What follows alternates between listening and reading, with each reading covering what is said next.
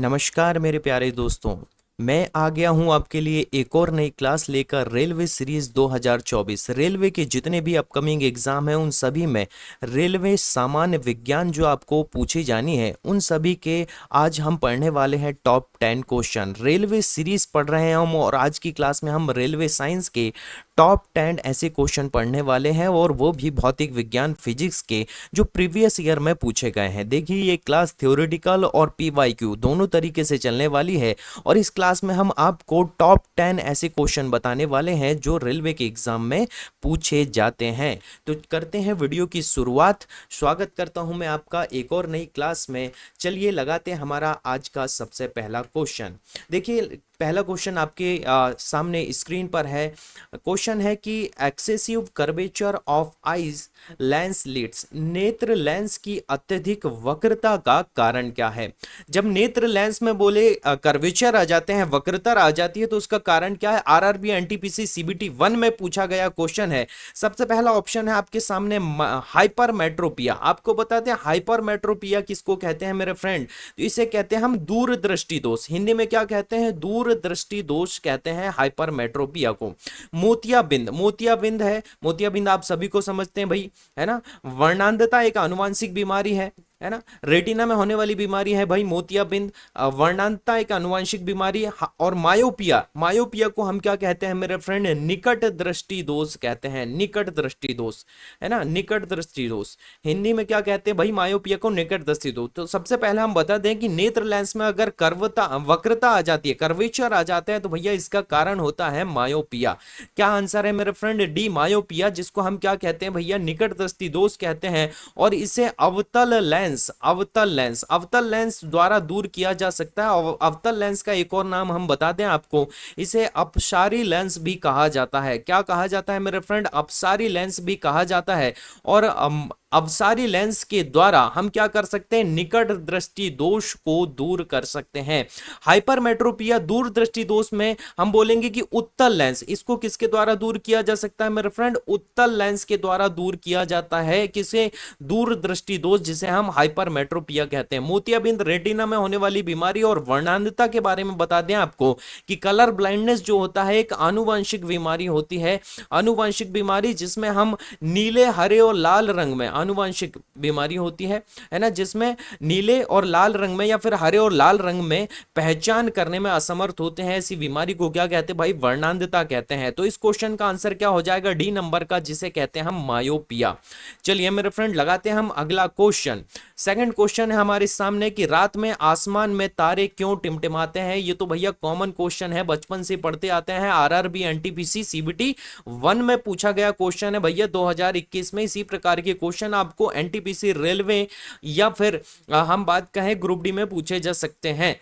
देखिए भाई, रात में आसमान में तारे क्यों टिमटिमाते हैं। पहला ऑप्शन है प्रकाश के प्रकीर्णन के कारण, scattering of light, depression of light बोलते हैं, है ना, तारे। दूसरा नंबर ऑप्शन है कि तारे के प्रकाश के वायुमंडलीय अपवर्तन के कारण। सी नंबर है प्रकाश के बढ़ने के कारण। और डी नंबर है हवा गर्म होने के कारण। तो सभी को पता है भैया ये किसके कारण होता है, अपवर्तन के कारण होता है। अपवर्तन के कारण क्या होता है भैया, तारे जो हैं वो आसमान में टिमटिमाते हैं। तो बी नंबर ऑप्शन आपका करेक्ट हो जाएगा। अगर इन सभी क्वेश्चन की आपको पीडीएफ चाहिए मेरे फ्रेंड, पीडीएफ लेने के लिए आप क्या कर सकते हैं भैया, हमारे टेलीग्राम चैनल से जुड़ सकते हैं, जिसका डिस्क्रिप्शन में लिंक दिया गया है। तो ये सारे क्वेश्चन आपको वहां से क्या कर सकते हैं, डाउनलोड कर सकते हैं। और अगर आपको वीडियो पसंद आता है तो हमारे चैनल को लाइक करें, और भैया वीडियो को लाइक करें और चैनल को सब्सक्राइब करें। लगाते हैं हमारे थर्ड नंबर का क्वेश्चन है कि रेगिस्तान में यात्रियों को अक्सर पानी में एक शीट का प्रकाशीय भ्रम होता है जहां वास्तव में कुछ भी मौजूद नहीं होता है। तो इसे क्या कहते हैं भैया, रेगिस्तान जो होता है ना, रेगिस्तान में बोले दूर कहीं भैया पेड़ या तो उल्टा दिखाई देता है या फिर पानी दिखाई देता है। तो इसे क्या कहते हैं, सबको पता है भैया, इसको मृग तृष्णा कहते हैं, बचपन से पढ़ते आते हैं भैया। तो ऐसे क्वेश्चन ही आपको आरआरबी एनटीपीसी सीबीटी 1 में पूछे जा सकते हैं, है ना। मिरेज कहते हैं भाई मृग तृष्णा, ये किसके कारण होता है भैया, तो ये होता है पूर्ण आंतरिक परावर्तन के कारण, याद रखना है, पूर्ण आंतरिक परावर्तन। पूर्ण आंतरिक परावर्तन के कारण ही क्या होता है भैया, मृग तृष्णा होता है, जिसे मरीचिका भी बोलते हैं, मरीचिका भी बोलते हैं। एक और नाम क्या होता है भैया, रेगिस्तान की मरीचिका भी कहते हैं भैया। दूर कहीं पानी का आभास होता है, जिससे पता चलता है वास्तव में वहां पर पानी नहीं होता, लेकिन दूर कहीं पर पानी का आभास होता है, तो इसे क्या कहते हैं, मृग तृष्णा, मिरेज या फिर रेगिस्तान की मरीचिका कहते हैं। लगाते हैं हमारे 4th नंबर के क्वेश्चन को। निम्नलिखित में से कौन सा सिद्धांत सौर ऊर्जा प्रणालियों से संबंधित है भैया? कौन सा ऐसा सिद्धांत है जो सौर ऊर्जा प्रणालियों से संबंधित है? पहला फोटोवॉल्विक इफेक्ट, दूसरा है फोटो इलेक्ट्रिक इफेक्ट बोलते हैं, प्रकाश विद्युत प्रभाव, सी नंबर ऑप्शन है प्रकाश गतिक प्रभाव, फोटोकाइनेटिक इफेक्ट है, या फिर फोटो सिंथेसिस इफेक्ट है, जिसे प्रकाश संश्लेषण प्रभाव कहते हैं। तो भैया ऐसा सिद्धांत, ऐसा सौर सिद्धांत जिसको बोलेंगे हम, जो प्रकाश की प्रणालियों से संबंधित होता है, वो होता है भैया प्रकाश वोल्टीय प्रभाव। इस ऑप्शन, इस क्वेश्चन का आंसर क्या हो जाएगा मेरे फ्रेंड, ए नंबर का हो जाएगा। कौन सा? प्रकाश वोल्टीय प्रभाव। प्रकाश वोल्टीय जो प्रभाव होता है सौर ऊर्जा प्रणालियों से संबंधित होता है, तो वही नंबर ऑप्शन आपका क्या हो जाएगा, करेक्ट हो जाएगा। 5th नंबर का क्वेश्चन लगाते हैं भैया, निम्नलिखित में से कौन सा प्रकाश का अपवर्तन का उदाहरण नहीं है? देखिए, है तो आपको सब पता है प्रकाश के अपवर्तन। अपवर्तन आप सभी लोग जानते हैं, एक बार और दोहरा देता हूं मेरे फ्रेंड, की जब भी प्रकाश कोई एक माध्यम से दूसरे माध्यम में जाता है तो अपना मार्ग परिवर्तित कर लेता है, तो उस घटना को हम क्या कहते हैं, अपवर्तन कहते हैं। अब ये माध्यम सघन माध्यम भी हो सकता है या फिर विरल माध्यम। सघन माध्यम ऐसे जिसमें किसी पदार्थ के, जैसे कि वायु की बात करें तो वायु के कण जिसमें ज्यादा, उसको सघन माध्यम कहते हैं, और विरल माध्यम उसको कहते हैं जिसमें वायु के कण कम है। तो जब भी प्रकाश एक माध्यम से दूसरे माध्यम में जाता है तो अपना अपना मार्ग जो है वो क्या कर देता है भैया, परिवर्तित कर देता है, तो उसे हम अपवर्तन कहते हैं। तो अपवर्तन के कारण देखिएगा, सबसे पहला है तारों का टिमटिमाना। अभी थोड़ी देर पहले पढ़े भैया, तारों का टिमटिमाना भी क्या होता है, अपवर्तन के कारण ही होता है। मानव आंख द्वारा प्रतिबिंब निर्माण, मानव आंख द्वारा प्रतिबिंब, जितने भी हम इमेज को देखते हैं भाई, इमेज फॉर्मेशन अगर होता है तो वो भी अपवर्तन के कारण होता है। सूर्यास्त का लान होना, इंद्रधनुष का बनना भी क्या होता है भैया, अपवर्तन। तो ए, बी और डी नंबर जो है वो अपवर्तन के कारण होते हैं। तो सी नंबर जो होता है मेरे फ्रेंड, जिसे हम सूर्यास्त का लाल रंग, हम बोलेंगे कि सूर्यास्त होते समय है ना, जब सूर्यास्त होता है तो सूर्य लाल रंग का दिखाई देता है। तो ये किस कारण दिखाई देता है भैया, तो ये होता है प्रकीर्णन के कारण। प्रकीर्णन है ना, प्रकीर्णन, जिसको क्या कहते हैं भाई, स्कैटरिंग ऑफ लाइट कहते हैं। स्कैटरिंग ऑफ लाइट के कारण क्या होता है, सूर्य जो है वो लाल रंग का दिखाई देता है। तो इस क्वेश्चन का आंसर क्या हो जाएगा मेरे फ्रेंड, सी नंबर का हो जाएगा। 6 नंबर का क्वेश्चन लगाते हैं, वह लेंस जो बीच में से पतला और परिधि पर से मोटा होता है, मतलब कुछ इस आकृति का होता है भैया लेंस, है ना। बीच में से क्या होगा भाई, पतला होगा, और परिधि पर क्या होगा, मोटा। यहां से क्या है भाई, पतला है ये लेंस, है ना, पतला है, और परिधि पर क्या है, मोटा है। तो ऐसे लेंस कौन सा होता है भैया, अवतल लेंस होता है, बेलनाकार लेंस है, उत्तल लेंस है, या फिर पैरेलल लेंस है, जिसको समांतर लेंस कहते हैं। बताइएगा मेरे फ्रेंड, इस क्वेश्चन का आंसर कमेंट कीजिएगा, है ना। अपसारी लेंस, निकट, देखिए ऐसे लेंस को हम क्या कहते हैं मेरे फ्रेंड, इस लेंस को हम क्या कहते हैं भैया, देखिए अवतल लेंस, बेलनाकार लेंस, उत्तल लेंस, और फिर हमारे पास में है कौन सा, समांतर लेंस। अभी थोड़ी देर पहले ही हमने पढ़ा अपसारी लेंस। देखिए अपसारी लेंस किसको बोलते हैं मेरे फ्रेंड, अवतल लेंस को बोलते हैं। यही होता है मेरे फ्रेंड इस क्वेश्चन का आंसर, अवतल लेंस। कौन सा भैया, अवतल लेंस, ए नंबर हमारे पास अवतल लेंस, है ना। अवतल लेंस का एक और नाम क्या होता है मेरे फ्रेंड, अवतल लेंस का एक और नाम अपसारी लेंस भी होता है। अपसारी लेंस याद रखना है मेरे फ्रेंड, ये ऐसा होता है ना। और इसी प्रकार से जो उत्तल लेंस होता है, उत्तल लेंस कैसा दिखाई देता है, तो बीच में से मोटा होता है, और जो बाहर साइड में होता है, हम बोलेंगे कि परिधि पर कैसा होता है भैया, पतला होता है। इसको क्या कहते हैं हम, उत्तल लेंस कहते हैं।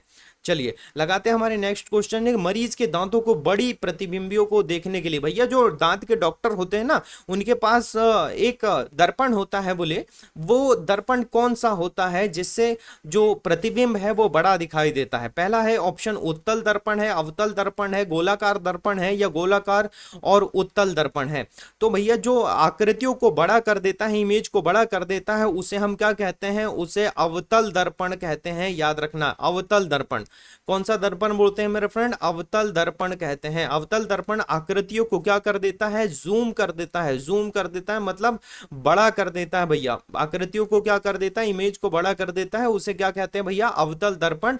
बी नंबर ऑप्शन हमारे पास करेक्ट हो जाएगा। लगाते हैं 8th नंबर का क्वेश्चन। आकाश का नीला रंग किसके कारण दिखाई देता है? सभी को पता है भैया, है ना? प्रकाश के प्रकीर्णन के कारण होता है, स्कैटरिंग ऑफ लाइट के कारण होता है भैया। प्रकाश जो है वो रंगों को फैला देता है, नीले रंग को प्रकाश को फैला देता है, जिसके कारण आकाश का रंग दिन में नीला रंग का दिखाई देता है भैया, रात में तो काला ही होता है। 9 नंबर का, प्रिज्म में से प्रकाश के गुजरने पर कौन सा रंग सबसे कम विचलित होता है? बताना है आपको। Deviates of least when lights passes through a prism. भैया प्रिज्म से गुजरने के बाद, प्रिज्म से गुजरता है अगर कोई प्रकाश, तो कौन सा रंग जो है वो कम होगा? आपको सबको पता है वीजीआर, है ना?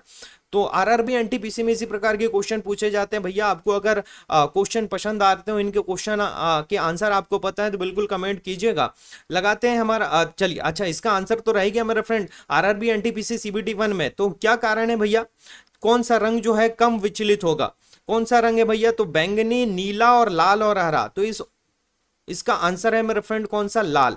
लाल रंग जो होता है भैया, लाल रंग की जो तरंगदैर्घ्य होती है, लाल रंग की तरंगदैर्घ्य, आपको याद रखना है कुछ क्वेश्चन।